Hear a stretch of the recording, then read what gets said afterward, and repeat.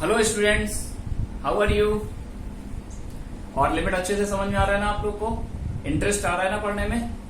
हाँ, एक्चुअली क्या है कि जिन चीजों में आपका इंटरेस्ट आता है, आपको जिन चीजों को पढ़ने में, तो उसमें आप अपना मैक्सिमम दे पाते हैं।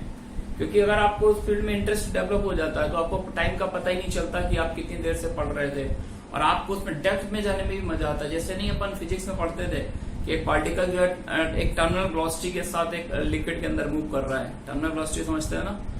When downward acceleration is zero then velocity known as terminal velocity.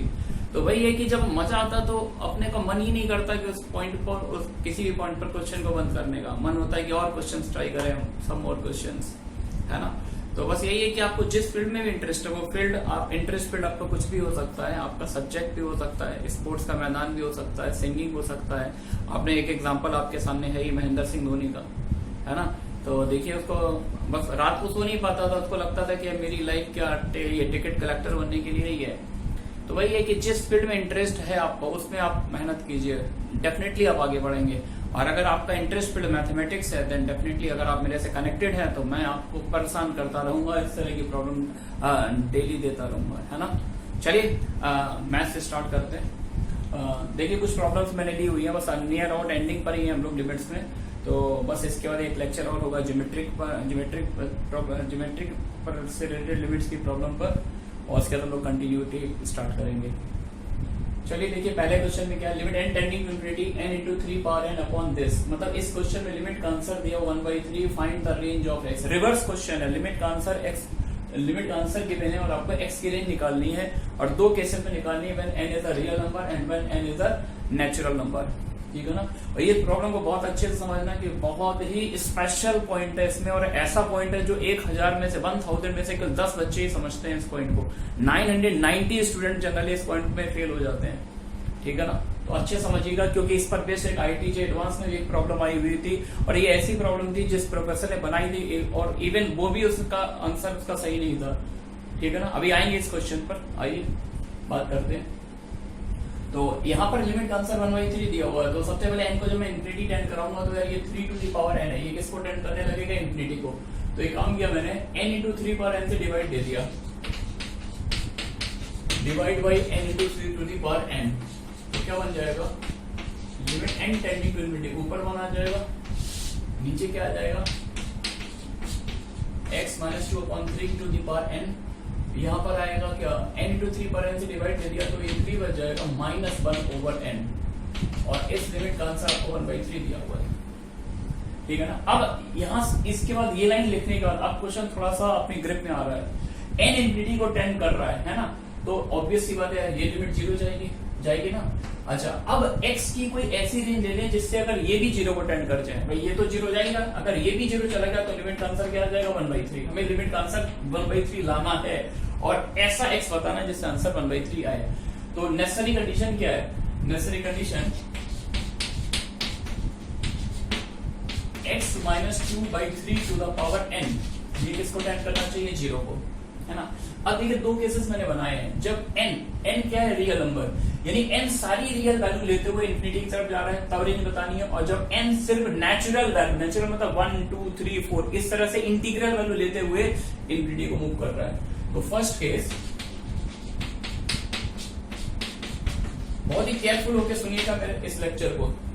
If n belongs to R, अगर n एक रियल नंबर है और मैं चाहता हूं ये नंबर 0 को टेंड करे, देन अपन बोलते थे ना, जब बेस फ्रैक्शनल, बेस 0 to 1 हो और पावर को मैं बढ़ाता जाऊं तो नंबर डिक्रीज करेगा, किसको टेंड करने लगेगा? 0 को। तो जब n एक रियल नंबर है और मैं इसको 0 बनाना चाहता हूं तो ये नंबर की रेंज क्या होनी चाहिए? 0 to 1, है ना। 0 पे इक्वलिटी लगाएंगे, तो अगर ये एग्जैक्ट 0 बन गया, एग्जैक्ट 0 की कोई भी इंटीग्रल पावर हमेशा 0 को टेंड करेगी, कोई भी रियल पावर 0 को टेंड करेगी, है ना। और एग्जैक्ट 0 बन गया। अच्छा, अगर 1 पे इक्वलिटी नहीं लगा सकते, क्योंकि अगर ये एग्जैक्ट 1 ले लिया आपने तो इसकी कोई भी पावर, 1 की कोई भी पावर लेंगे तो 1 ही बनेगा। ठीक है ना।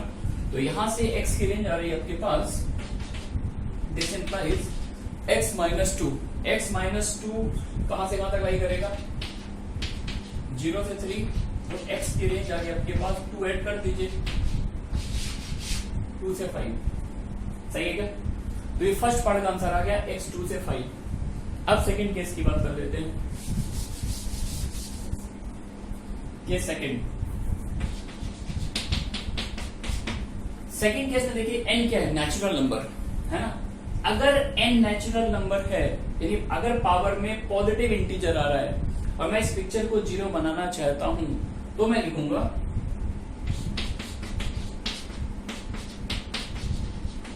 तो बेस कैसा होना चाहिए, -1 to 1। ध्यान से देखिए, अगर पावर में इंटीजर आ रहा है तो हम बेस को नेगेटिव ले सकते हैं, क्योंकि नेगेटिव बेस की पॉजिटिव इंटीग्रल पावर डिफाइंड होती है।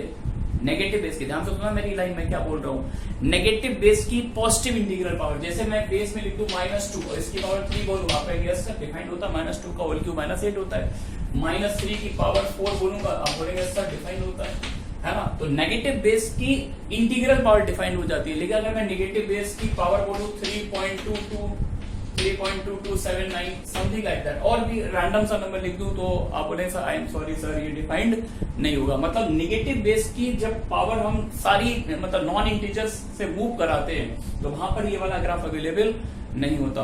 तो इंपॉर्टेंट पॉइंट ये याद रखना है कि अगर पावर में रियल नंबर है तो हम वहां पर इस बेस को नेगेटिव नहीं ले सकते, और पावर में अगर इंटीग्रल वैल्यू आ रही है तो उस केस में ये नंबर -1 से 1 मूव करेगा, ठीक है ना। और 3 से मल्टीप्लाई कर दीजिए तो x -2 कहां से कहां तक मूव करेगा, -3 से 3।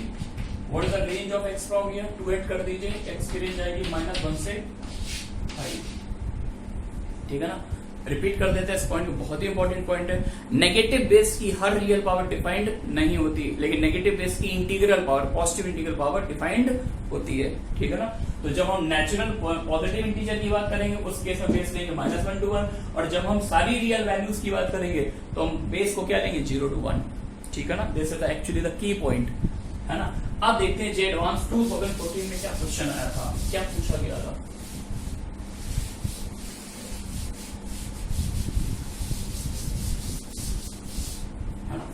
बहुत ही इंटरेस्टिंग क्वेश्चन है।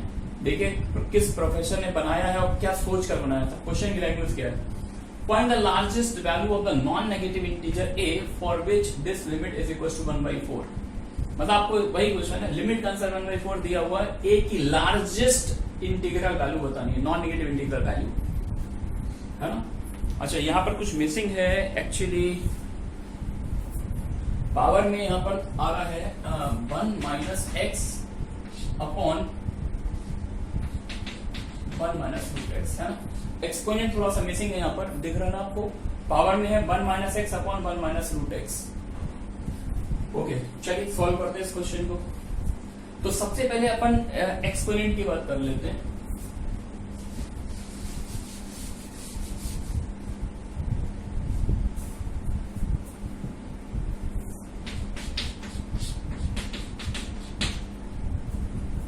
देखिए x1 को टेंड कर रहा है, तो 1 - x, अगर केवल एक्सपोनेंट की बात कर ली जाए तो इसको लिख सकते हैं 1 - √x into 1 + √x upon 1 - √x। इससे इसको कैंसिल कर दिया, तो एक्सपोनेंट किसको टेंड कर रहा है, 2 को। x1 डाल दीजिए, एक्सपोनेंट किसको टेंड कर रहा है, 2 को। अब बेस को थोड़ा सेट करते हैं, आइए। Limit x approaches to 1, base केवल बेस की बात कर रहा है, साइन ऑफ x -1 प्लस इन दोनों से एक कॉमन ले लिया, -a कॉमन ले लिया, -a कॉमन लिया है तो x -1, नीचे क्या आ रहा है x -1 plus sine of x -1, है ना। ये बेस की बात हो रही थी, एक्सपोनेंट ने पहले भी चेक कर ही लिया है। अब इसमें एक काम करते हैं, x -1 से न्यूमरेटर डिनोमिनेटर में डिवाइड दे दिया, तो sine of x -1 divided by x -1 -a upon 1 plus sine of x -1 upon x -1। देख रहा है क्या। अच्छा जब x 1 को टेंड करेगा तो ये किसको टेंड करेगा, 1 को, ये भी 1 को। फाइनली बेस किसको टेंड कर रहा है, बेस की लिमिटिंग वैल्यू क्या रही है, 1 - a अपॉन 1 + 1 दैट इज 2, है ना। तो बेस 1 - a, बेस की लिमिटिंग वैल्यू 1 - a अपॉन 2 और पावर की लिमिटिंग वैल्यू क्या रहेगी 2। Therefore what we can write from here, 1 - a upon 2 whole to the power 2 is equal to 1/4। मतलब एक सिंपल सा क्वेश्चन है, क्वेश्चन में कोई दम नहीं है, लेकिन सर पॉइंट, एक हिडन पॉइंट जो है बहुत ही मतलब इंपॉर्टेंट पॉइंट है। तो डेफिनेटली स्टूडेंट क्या करते हैं, यहाँ पे स्क्वायर रूट ले लिया, तो ये वैल्यू क्या आ जाएगी, प्लस माइनस में 2 से 2 कैंसिल हो गया। तो अगर प्लस साइन लेते हैं तो ए की वैल्यू 0 आएगी, और माइनस साइन ले लेते हैं तो ए की वैल्यू 2 आएगी। We get 2 values of a equals to 0 and a equals to 2, है ना। और दोनों ही नॉन नेगेटिव इंटीग्रल वैल्यू है, दोनों ही इंटीजर कैसे नॉन नेगेटिव है। क्वेश्चन में आपसे पूछा गया था find the largest non negative integral value of a, मतलब ए की सबसे बड़ी वैल्यू बताओ। तो ऑब्वियसली बात है, कोई भी स्टूडेंट कौन सी वैल्यू टिक करेगा, ए इक्वल्स टू 2, कौन सी वैल्यू टिक करेगा, a equals to 2, but this is not the answer. IT ने इसका आंसर क्या दिया है, आईटी ने इसका आंसर 0 दिया है, और थोड़ा सरप्राइज होंगे यार, 0 कैसे दे दिया, लार्जेस्ट वैल्यू तो 2 आ रही है, और लार्जेस्ट पूछने का मतलब ही यार तभी हम पूछ सकते हैं जब ए की 1 से ज्यादा वैल्यू आ रही है।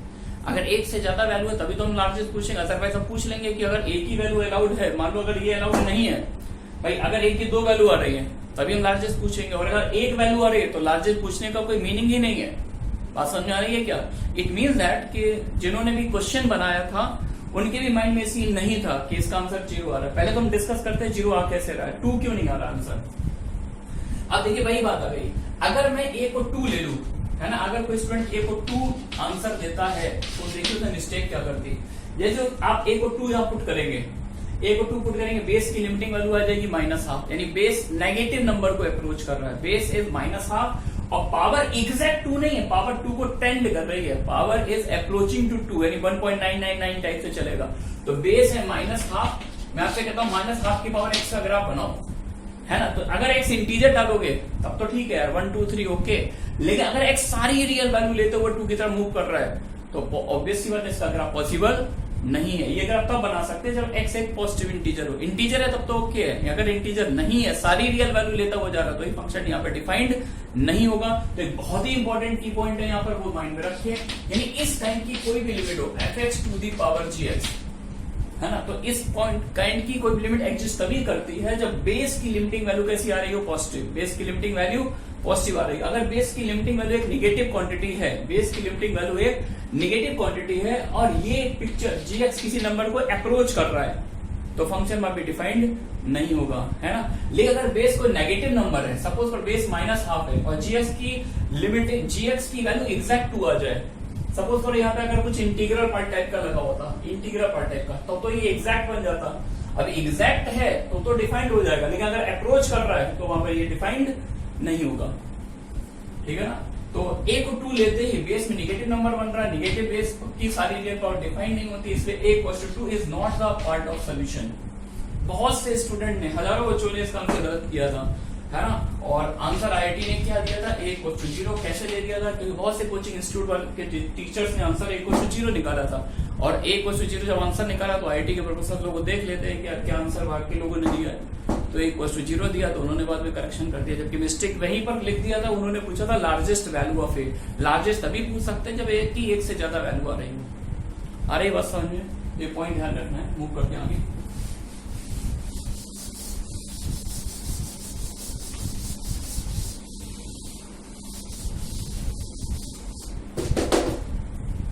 Next question, limit x goes to 0 sin x minus x square minus this, है ना, ये लिमिट निकाल ली है।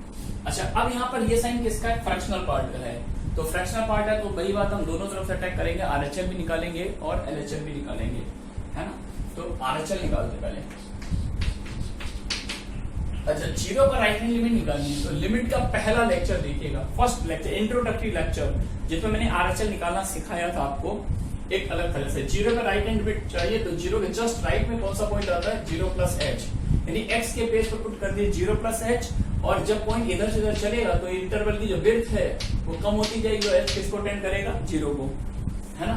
तो ये अप्रोच अब सीख लीजिएगा, क्योंकि अब आगे कंटिन्यूटी में हम इसी अप्रोच को हजारों बार यूज करेंगे।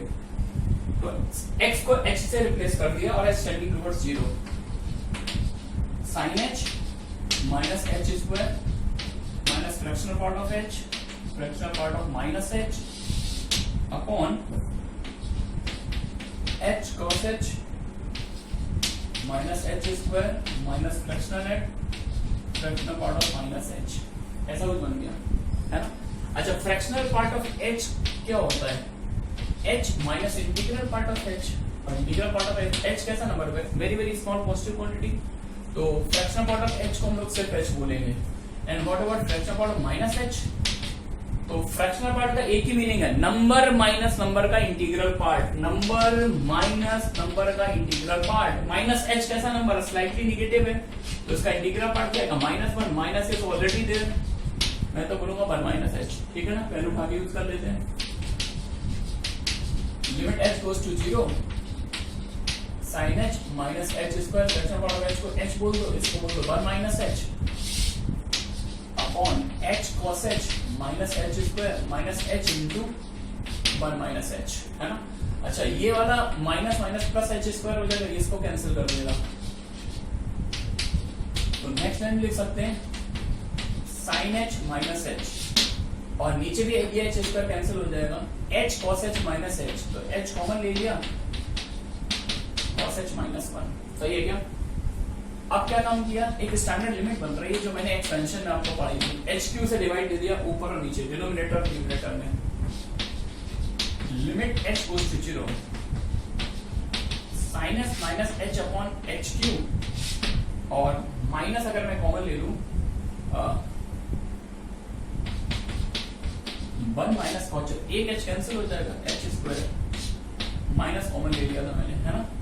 तो sin h का एक्सपेंशन डाल देंगे, h minus h cube by factorial 3, तो ये लिमिट याद ही हो रही होगी, एक्सपेंशन में की थी, ऊपर वाली लिमिट होती है -1/6, बस minus is already there, numerator comes out with 1/6 and whatever denominator standard limit 1/2, therefore what is RHL 1/3, ये राइट से अटैक किया, लिमिटिंग वैल्यू क्या आ रही है 1/3। अब लेफ्ट से भी देखेंगे, लेफ्ट से भी यही आंसर आ गया तब तो एग्जिस्ट कर रहे हो, कुछ और आएगा तो डज नॉट एग्जिस्ट, ठीक है ना। चलिए देखते हैं,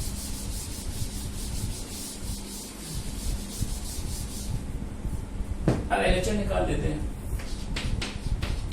left hand limit,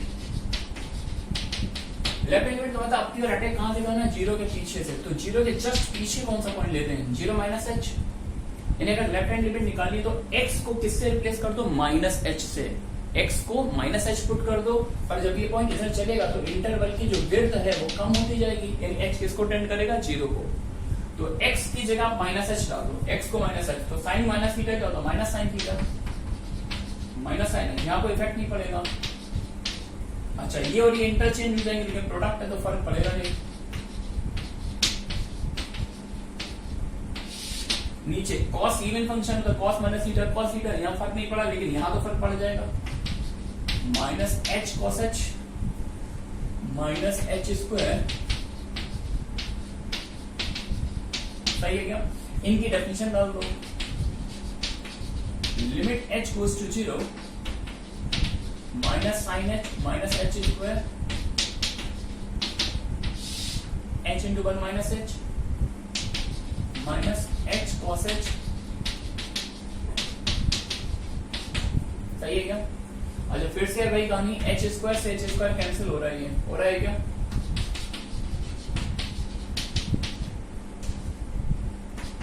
minus sine h minus h, ये तो न्यूमरेटर में बच रहा है, and what about denominator, h square cancel हो गया, और minus h cos h minus h, तो ये काम करते हैं, माइनस ऊपर से और नीचे से कॉमन ले लिया, समथिंग लाइक दैट, सही है क्या। तो ऐसा कुछ बन रहा है, cos h प्लस 1 आ रहा है, तो ये तो लिमिटिंग वैल्यू 2 आ ही रही है, तो एक काम करते हैं, इस h को ऊपर सेट कर देते हैं, इसमें एक पॉइंट फोर्स लगाते हैं और डिस्ट्रीब्यूट कर देते हैं, फिजिक्स से पढ़ते होंगे आपको पॉइंट फोर्स, तो वही यहाँ पर लगा दिया मैंने, sin h by h plus 1, सही है क्या, whole upon 1 plus cos h, sin h upon h 1 plus 1 upon 2, ये वाली लिमिट क्या गई 1, तो लेफ्ट से अटैक किया, लिमिटिंग वैल्यू 1 आ रही है, राइट से अटैक किया था, लिमिटिंग वैल्यू 1/3 आ रही थी, दोनों लिमिट इंडिविजुअल एग्जिस्ट कर रहे हैं, इक्वल नहीं है, तो फाइनल कंक्लूजन क्या देना चाहिए मेरे को, ये नहीं, डज नॉट एग्जिस्ट।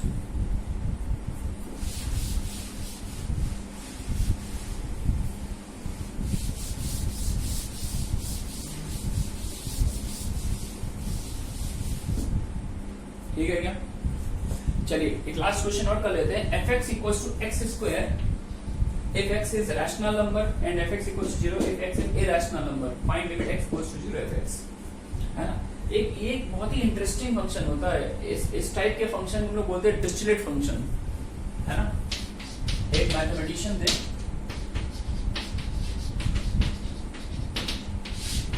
इन्होंने वॉल्यूम इंटीग्रल का बहुत रिसर्च किया। आईआईटी में आप जाके पढ़ेंगे, जैसे आप लोग यहाँ पर पढ़ते हैं सिंगल इंटीग्रल, ऐसे वहां पे ट्रिपल इंटीग्रल होते हैं। तो ट्रिपल इंटीग्रल में भी इन्होंने बहुत सारी रिसर्च कर रखी है डिरिचलेट ने। तो डिरिचलेट ने एक फंक्शन डिफाइन किया था, इसलिए उनके ऑनर में इस फंक्शन को डिरिचलेट फंक्शन बोलते हैं। f(x = 1) if x is a rational number and 0 if x does not belongs to Q। Irrational number पे 0, हर रैशनल पॉइंट पे फंक्शन की वैल्यू 1 है, हर इरेशनल पॉइंट पे फंक्शन की वैल्यू 0 है। तो इस फंक्शन को लोग क्या बोलते हैं?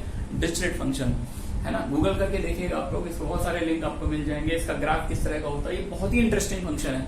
जब भी मैं क्लास में पढ़ाता हूँ तो बच्चों से जरूर पूछता हूँ कि यार ऐसा कोई फंक्शन बता सकते हैं जिसका ग्राफ प्लॉट करना पॉसिबल ना हो, जो नंबर लाइन के हर पॉइंट पे डिफाइंड हो, एवरीवेयर डिफाइंड, क्योंकि हर रैशनल पॉइंट पे भी डिफाइंड है, हर इरेशनल पॉइंट पे डिफाइंड है, लेकिन उसका ग्राफ प्लॉट करना पॉसिबल ना हो। तो बच्चे यही बोलते हैं सर ऐसा कैसे हो सकता है कि ग्राफ प्लॉट करने का तो बेसिक आइडिया होता है कि give values to x and then find the corresponding values of y। x को वैल्यू दो, करस्पॉन्डिंग y निकालो, पॉइंट को प्लॉट करो, फ्री एंड से ज्वाइन कर दो, तो हर फंक्शन का ग्राफ प्लॉट किया जा सकता है। लेकिन एक्चुअली क्या है, इस फंक्शन का हम ग्राफ प्लॉट नहीं कर सकते। इसलिए नहीं कर सकते, जैसे मैंने x को 2 पुट किया, 2 कैसा नंबर है? रैशनल, तो 2 पर तो वैल्यू 1 आएगी। अब 2 पर 1 आएगी, लेकिन 2 के जस्ट बड़ा पॉइंट, 2 के जस्ट आगे क्या होगा? 2.00001, है ना। लेकिन और आप बहुत सारे जीरो लगा सकते हैं, 2 से जस्ट बड़ा नंबर हम एक्चुअली बता ही नहीं सकते हैं, क्योंकि बिटवीन, आपने पढ़ा होगा जूनियर क्लासेस में, between any two real number there exist infinitely many real numbers, infinitely many rationals as well infinitely many irrationals. तो 2 से जस्ट बड़ा नंबर रैशनल है या इरेशनल, गॉड नोस, नहीं पता। बात समझ आ रही है क्या? तो इसलिए इस फंक्शन का ग्राफ प्लॉट करना पॉसिबल नहीं है, क्योंकि एक पॉइंट के जस्ट आगे आप जाएंगे, 2 के जस्ट आगे जाएंगे तो इसमें इनफाइनाइट रैशनल्स आ जाएंगे, इनफाइनाइट इरेशनल्स आ जाएंगे, तो उसमें इनफाइनाइट वर्ड डेफिनेशन चेंज होगी। दैट्स व्हाई इस फंक्शन का ग्राफ प्लॉट करना पॉसिबल नहीं है ना।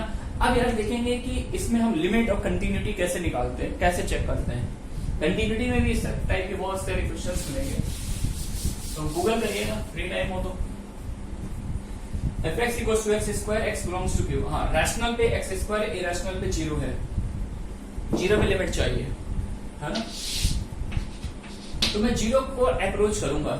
अच्छा, अब एक बहुत ही इंटरेस्टिंग सीन है यार, कि जैसे नंबर लाइन पर कोई भी पॉइंट ले लें, नंबर लाइन पर कोई भी पॉइंट पिक कर लें आप, तो उस पॉइंट को कन्वर्ज करने वाली रैशनल नंबर्स की भी सीक्वेंस एग्जिस्ट करती है, और उस पॉइंट को कन्वर्ज करने वाली इरेशनल नंबर्स की सीक्वेंस भी एग्जिस्ट करती है। यानी आप इस पॉइंट को रैशनल नंबर यानी 0 के पीछे से मूव कर सकते हैं bye travelling along the rational points, यानी ट्रैवल करते हुए भी आप 0 की तरफ पहुंच सकते हैं, और इरेशनल के थ्रू ट्रैवल करते हुए भी 0 की तरफ पहुंच सकते हैं। और ये जर्नी दोनों तरफ से हो सकती है, लेफ्ट से भी हो सकती है और राइट से भी हो सकती है। ये बहुत ही इंपॉर्टेंट पॉइंट है। इस पॉइंट को एल कॉशी ने अपनी फंक्शनल इक्वेशन को प्रूव करने में यूज किया था। This is the most celebrated functional equation named as Cauchy's functional equation. Free time हो तो इसको भी गूगल करके पढ़िएगा। सेम पॉइंट उन्होंने कॉशी ने यूज किया अपनी फंक्शनल इक्वेशन को प्रूव करने में। चलिए आइए क्वेश्चन पर आते हैं, बैक इन एक्शन। तो मेरे को 0 पर लिमिट निकालनी थी। मैं तो बोलूंगा यार ये लिमिट अगर एग्जिस्ट कर रही है, अगर ये लिमिट एग्जिस्ट करती है तो 0 पर मैं चाहे रैशनल पॉइंट के थ्रू अप्रोच करूं चाहे इरेशनल पॉइंट के थ्रू अप्रोच करूं, दोनों तरफ से अप्रोच करने पर लिमिटिंग वैल्यू सेम आनी चाहिए, है ना। तो मैं निकालूंगा limit x goes to 0 f(x) through rational point.